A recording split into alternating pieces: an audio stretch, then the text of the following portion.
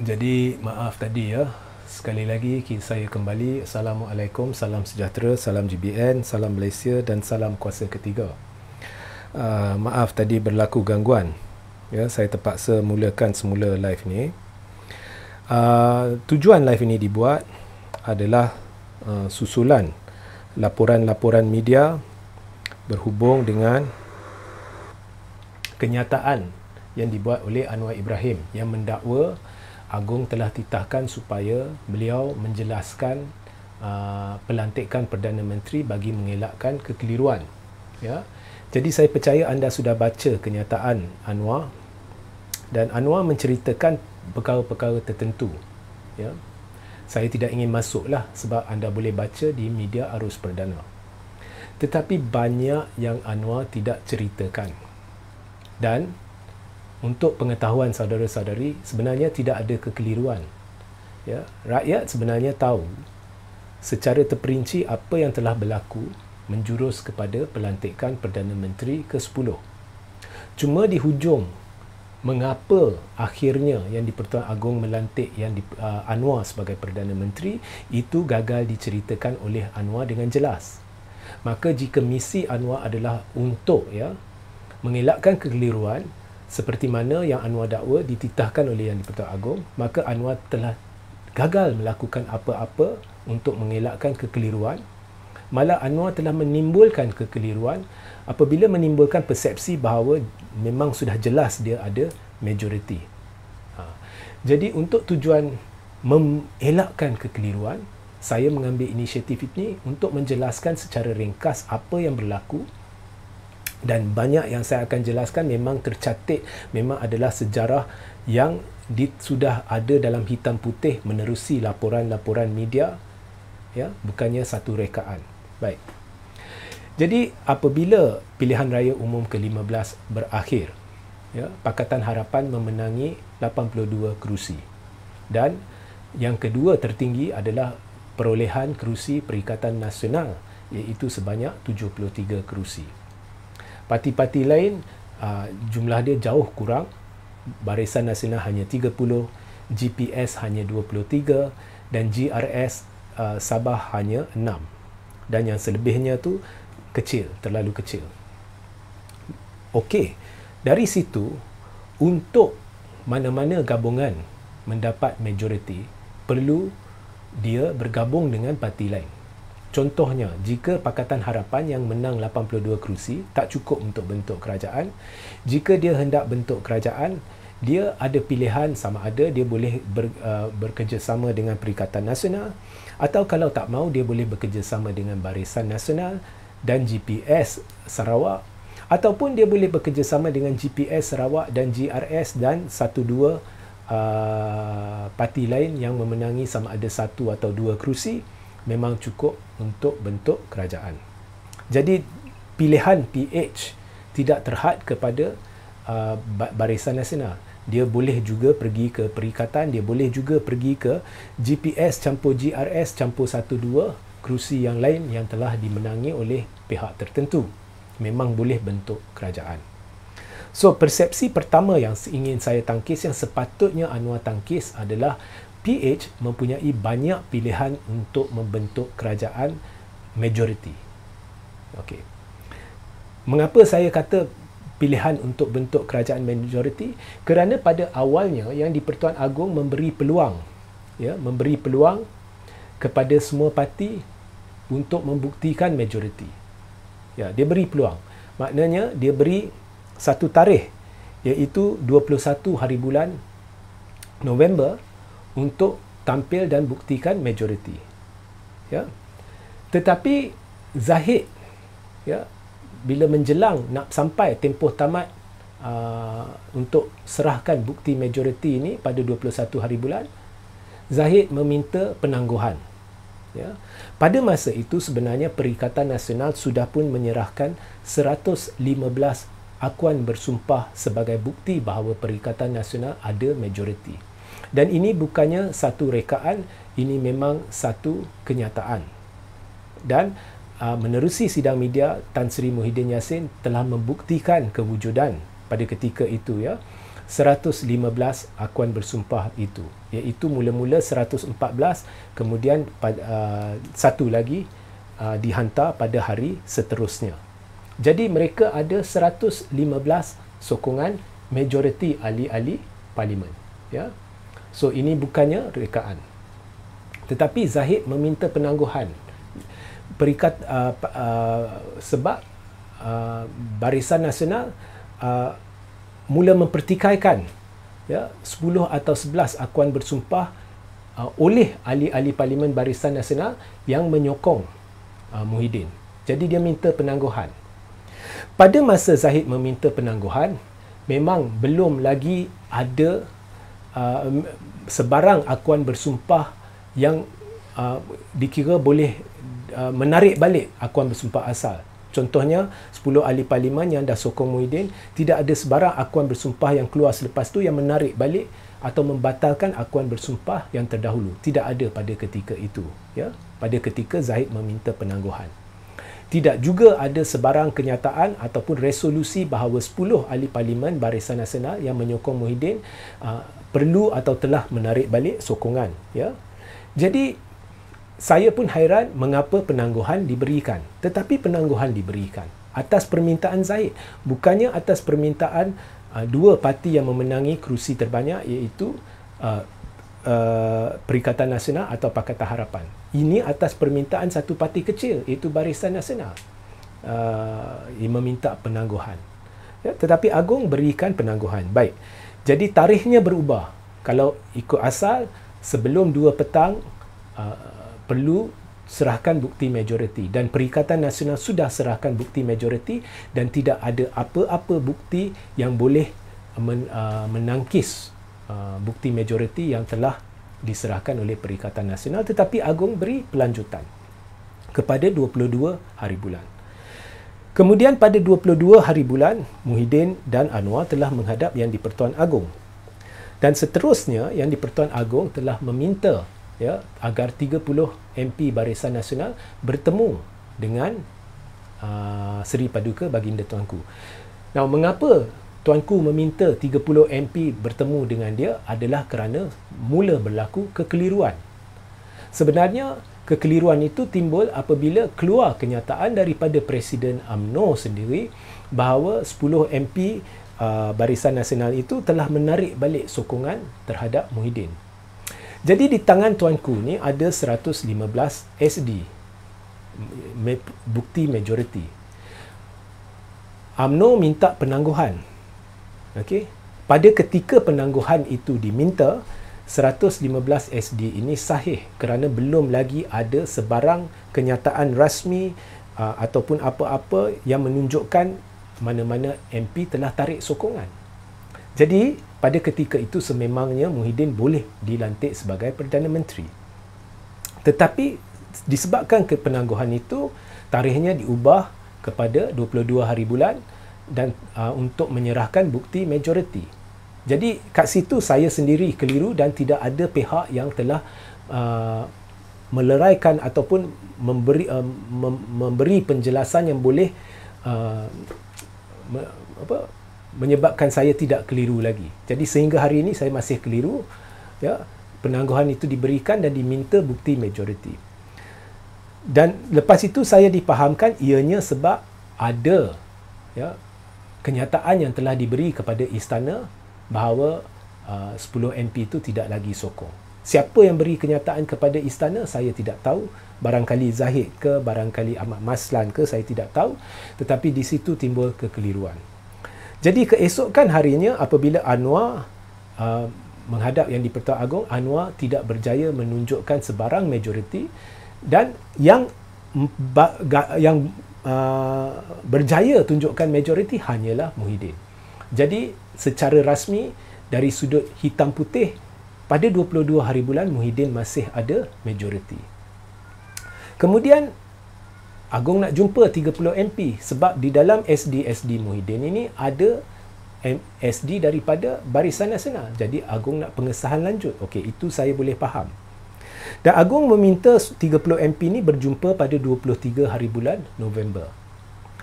Jadi pada malam itu Zahid yang sudah cemas, ya, dia mengadakan satu mesyuarat Majlis Tertinggi Barisan Nasional. Dan di dalam mesyuarat Majlis Tertinggi Barisan Nasional, oleh kerana majoriti dilihat tidak cenderung ke arah Anwar Ibrahim, jadi satu kompromi dicapai antara semua ahli Parlimen Barisan Nasional atas persetujuan Zahid bahawa mereka tidak akan sokong Anwar, mereka tidak akan sokong Muhyiddin, mereka tidak akan sokong sesiapa, mereka akan duduk sebagai pembangkang. Ya, ini resolusi Majlis Tertinggi Barisan Nasional. Jadi semua tarik nafas lega, Ismail Sabri keluar kenyataan, tarik nafas lega, mereka sudah bersetuju duduk sebagai pembangkang. Dan Zahid mendapat persetujuan semua bahawa dialah yang akan wakili 30 MP menghadap Yang di-Pertuan Agong. Jadi mereka setuju. Zahid wakili 30 MP bertemu dengan Yang di-Pertuan Agong. Tetapi secara senyap, Zahid telah membuat satu warkah kepada Yang di-Pertuan Agong bertarikh 22 November, iaitu tarikh di mana mesyuarat diadakan antara MP-MP Barisan Nasional dan juga pemimpin-pemimpin utama Barisan Nasional. Di dalam warkah itu, Zahid secara palsu menyatakan bahawa 30 MP Barisan Nasional bersetuju untuk sokong Anwar. Jadi Zahid bukan hanya menipu Agong, dia telah memperdaya ahli-ahli Parlimen Barisan. Dia membuat resolusi, kita duduk pembangkang, semua setuju, semua tarik nafas lega, kemudian mereka bersetuju hanya Zahid yang akan jumpa Agong, dan Zahid secara senyap menipu Agong dan menipu mereka dan memberitahu semuanya sokong Anwar. Okey? Jadi bila warkah ini dibawa kepada pengetahuan MCA, MIC dan MP-MP UMNO, semuanya meletup menjadi marah dan dalam mesyuarat memaki hamun Zahid dan sebagainya kerana Zahid telah menipu. Dan kemudian MCA, MIC dan satu lagi parti komponen Barisan Nasional telah membuat undi tidak percaya, dan ada banyak desakan agar Zahid letak jawatan bukan hanya daripada MP-MP tetapi daripada ramai pemimpin bahagian. Tetapi apa nak buat, Zahid sudah berjaya menipu Yang di-Pertuan Agong. Jadi di situ berlaku kekeliruan, sebabnya di satu sudut Yang di-Pertuan Agong ada SD-SD daripada 10 hingga 11 ahli Parlimen Barisan Nasional yang mengatakan mereka menyokong Muhyiddin. Dan hanya satu sahaja pemimpin yang berjaya tampilkan majoriti, iaitu Muhyiddin. Sehingga saat terakhir, Anwar gagal menampilkan sebarang bukti majoriti kepada Yang di-Pertuan Agong. Kemudiannya, apabila Yang di-Pertuan Agong bersetuju untuk memberi penangguhan, tidak ada sebarang bukti baru yang ditampilkan oleh Anwar. Kemudian Yang di-Pertuan Agong lihat tiba-tiba Zahid datang dan dia kata 30 MP sokong Anwar. Jadi bila berlaku kekeliruan ini, akhirnya apa yang Yang di-Pertuan Agong buat ialah Yang di-Pertuan Agong bukannya atas permintaan Zahid, bukannya atas sebarang kenyataan penarikan sokongan, sebab MP-MP yang sokong Muhyiddin tidak pernah keluar kenyataan dengan sendiri menyatakan mereka tarik sokongan terhadap Muhyiddin. Agong, bila dalam babak pelantikan Perdana Menteri ni, Agong hanya berpandu kepada ahli-ahli Dewan Rakyat, bukannya ketua parti. Jadi bila Agong minta jumpa 30 MP dan hanya Zahid yang datang, dan kemudian Zahid bawa satu cerita dan seterusnya MP-MP lain keluar kenyataan dalam media bahawa mereka telah ditipu, kononnya warkah itu bertentangan dengan apa yang dipersetujui, maka di situ sudah berlaku kekeliruan. Jadi Agong tidak selepas itu minta, tak apa saya nak jumpa juga 30 MP. Sebab Agong sudah buat keputusan, dia tidak ingin melayan SD-SD lagi sebab berlaku kekeliruan. Jadi atas dasar itu, Agong telah berpandu kembali kepada Perlembagaan Persekutuan.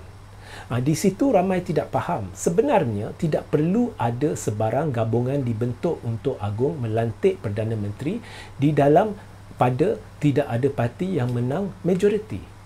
Sebenarnya Perlembagaan Persekutuan menyatakan dengan jelas perkara 43(a) bahawa Seri Paduka Baginda Tuanku atas hemat Tuanku akan melantik di kalangan ahli Dewan Rakyat yang pada hemat Tuanku mungkin dapat sokongan majoriti. Ya. Maknanya jika ada seorang ahli Dewan Rakyat yang sah ada majoriti, semestinya Agong akan lantik dia. Tetapi jika ada seorang ahli Dewan Rakyat yang tidak ada majoriti, tetapi pada hemat Seri Paduka Baginda Tuanku dia mungkin dapat majoriti, maka Tuanku boleh lantik dia sebagai Perdana Menteri. Cuma apabila Tuanku melantik seorang yang sememangnya tidak ada majoriti, tetapi pada hemat Tuanku mungkin boleh dapat majoriti esok, orang itu akan bergelar Perdana Menteri Kerajaan Minoriti. Mana-mana kerajaan yang dibentuknya, biar dia bergabung dengan mana-mana parti sekalipun, ialah kerajaan minoriti. Kerana pada ketika lantikan dibuat, dia tidak ada majoriti. Selepas itu, orang nak kata dia sudah bekerjasama dengan BN ke apa, itu cakap-cakap sahaja. Itu cakap-cakap ketua-ketua parti. Yang bercakap hanya Zaid Amidi. Ya, bukannya ahli-ahli parlimen satu demi satu. Tidak ada hitam putih.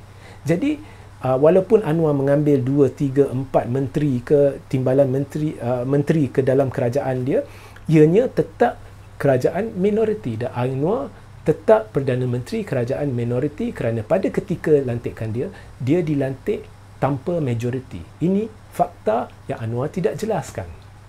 Jadi, oleh kerana Agong yakin pada hemat Tuanku bahawa Anwar mungkin dapat majoriti, ya, jadi Anwar perlu buktikan bahawa dia boleh dapat majoriti. Maka secara wajib selepas ini Anwar perlu mengadakan satu pentas di mana secara berperlembagaan boleh dibuktikan bahawa dia ada jumlah sokongan lebih 111 ahli parlimen atau ahli Dewan Rakyat. Dan pentas tersebut secara berperlembagaan adalah Dewan Rakyat sendiri. Jadi untuk itu Anwar wajib usulkan atau membenarkan usul percaya. Kerana dia adalah Perdana Menteri Kerajaan Minoriti, dia dilantik tanpa majoriti, dan dia perlu bukti kepada Agong bahawa Tuanku, keyakinan anda bahawa saya mungkin dapat majoriti berasas kerana menerusi parlimen saya sudah buktikan saya ada majoriti. Maka sekiranya Anwar berjaya mendapat majoriti, iaitu usul percaya dia lulus, maka Agong sah telah melakukan satu keputusan yang baik kerana dia yakin dia ni mungkin dapat majoriti. Sebaliknya, sekiranya menerusi usul percaya Anwar gagal, itu bermakna keyakinan Agong terhadap Anwar dah tersilap, iaitu Anwar tidak mungkin mendapat majoriti. Maka Agong perlu sekali lagi melantik seorang Perdana Menteri baru. Untuk itu Anwar wajib letak jawatan. Walau bagaimanapun, Perlembagaan Persekutuan membenarkan Anwar sebelum letak jawatan untuk mengusulkan pembubaran parlimen kepada Tuanku. Tetapi perlembagaan juga membenarkan Tuanku untuk menidakkan atau menangguhkan pembubaran parlimen. Seandainya Yang di-Pertuan Agong menangguhkan atau menidakkan pembubaran parlimen, maka Yang di-Pertuan Agong masih perlu melantik Perdana Menteri baru. Jadi Anwar perlu letak jawatan sekiranya gagal usul percaya. Jadi itu sebenarnya apa yang berlaku. Akhirnya Anwar dilantik bukan sebab BN nak kerjasama ke tak kerjasama ke, bukan. Akhirnya Anwar dilantik kerana Pakatan Harapan menang 82 kerusi dan Perikatan Nasional menang 73 kerusi. Oleh kerana banyak kekeliruan, sekejap ada SD dari BN, sekejap Zahid kata 30 sokong Anwar, kemudian keluar kenyataan MP-MP bahawa warkah Zahid itu tidak benar kerana kami nak duduk pembangkang. Kekeliruan ini menyebabkan Agong hanya berpandu kepada keputusan pilihan raya. Dan oleh kerana keputusan pilihan raya, PH menang 82 kerusi, Yang di-Pertuan Agong yakin bahawa 82 MP itu sokong pencalonan Anwar, maka Anwar ada sokongan ahli-ahli Dewan Rakyat yang terbanyak. Jadi dia dilantik sebagai Perdana Menteri tanpa majoriti untuk menubuhkan kerajaan minoriti dan seterusnya membuktikan keabsahan kerajaan itu menerusi parlimen. Ini semua Anwar tidak jelaskan. Apa yang Anwar buat, dia jelaskan sekerat. Kemudian dia bermain persepsi dan cuba meyakinkan menerusi kenyataan dia bahawa dia ada majoriti. Itu dia boleh buat andaian, dia boleh buat kenyataan, kita boleh dengar, tetapi apa pun, apa yang Anwar sepatutnya menjelaskan ialah dia wajib membuktikan keabsahan. Bukan seperti Perdana Menteri lain yang tidak wajib. Contohnya, masa Tun menjadi Perdana Menteri memang sah ada majoriti, dia tidak wajib menentukan keabsahan dia. Lepas itu, bila Muhyiddin jadi Perdana Menteri, ada pertikaian sedikit sama ada dia ada majoriti ke tidak, sepatutnya ditentukan keabsahan. Ya. Kemudian Ismail Sabri memang jelas ada majoriti, tidak wajib menentukan keabsahan. Tetapi buat kali pertama dalam sejarah Malaysia, Perdana Menteri dilantik tanpa majoriti yang memang jelas, semua orang boleh lihat, semua orang tahu. Jadi dia wajib buktikan keabsahan. Itulah yang sepatutnya Anwar jelaskan. Sebenarnya, kalau benar Agong menitahkan Anwar untuk meleraikan kekeliruan, sepatutnya apa yang Anwar perlu fokus ialah memberitahu rakyat bahawa saya dilantik tanpa majoriti. Bukan sebab ada kerjasama dengan BN, tak ada. Sebaliknya, disebabkan berlaku banyak kekeliruan, banyak kenyataan bercanggah berhubung sokongan MP-MP BN, akhirnya Agong hanya berpandu kepada jumlah kerusi yang dimenangi Perikatan Nasional dan Pakatan Harapan dan menentukan bahawa oleh kerana PH menang paling banyak kerusi dan oleh kerana tuanku yakin bahawa kesemua 82 sokong pencalonan Anwar, maka Anwar dilantik tanpa majoriti sebagai Perdana Menteri untuk menerajui kerajaan minoriti. Itu sepatutnya Anwar jelaskan. Yang kedua, untuk meleraikan kekeliruan, Anwar sepatutnya menjelaskan, oleh kerana sekarang saya Perdana Menteri kerajaan minoriti, saya secara berperlembagaan wajib sekarang untuk membuktikan kepada tuanku bahawa keyakinan tuanku bahawa saya mungkin mendapat majoriti itu berasas, dan ini hanya boleh dilakukan menerusi usul percaya yang wajib saya lakukan. Dan yang ketiga Anwar perlu jelaskan ialah sekiranya usul percaya itu lulus, maka saya boleh kekal majoriti dan kini akan bergelar Perdana Menteri kerajaan majoriti. Sebaliknya, jika saya gagal usul percaya, saya sama ada perlu letak jawatan ataupun bertemu dengan Agong dan mengusulkan pembubaran parlimen, dan sekiranya tuanku tidak bersetuju untuk membubar parlimen, saya tetap kena letak jawatan, melainkan tuanku meminta saya untuk kekal sebagai Perdana Menteri interim sementara satu penyelesaian dicapai. Ya. So itulah sebenar-benarnya yang Anwar perlu ceritakan, tetapi Anwar telah selindung. Ya. So sebenarnya hari ini saya hendak membuat live untuk menceritakan benda lain, tetapi memandangkan Anwar masih duk spin, ya, saya nak jelaskan kepada Anwar seperkara. Bila anda jadi Perdana Menteri, orang duk perhati apa yang anda cakap, dan orang tak suka spin, orang tak suka Perdana Menteri yang hanya memainkan persepsi. Sebagai Perdana Menteri sekarang, anda perlu very specific dengan kenyataan-kenyataan anda tanpa membuat kenyataan sama-sama. Apabila anda menceritakan berhubung dengan apa yang terjadi dalam istana, sekerat tu awak cerita memang betul-betul apa yang terjadi dalam istana, tapi sekerat tu awak cerita berkenaan dengan memang awak ada majoriti sebab dia ni sokong, dia tu sokong. Itu hanya cakap anda. Itu bukannya secara rasmi menerusi undi parlimen. Jadi sebagai Perdana Menteri, buat apa nak timbulkan persepsi awak ada majoriti ke tidak ke apa ke? Itu tak profesional. Itu hal-hal parti. Ya? Awak sebenarnya perlu cerita kepada kami bagaimana anda akan buktikan majoriti. Itu sahaja rakyat nak dengar. Ya? Okey. Sehingga kita berjumpa di lain masa. Assalamualaikum, salam sejahtera, salam GBN, salam Malaysia dan salam kuasa ketiga.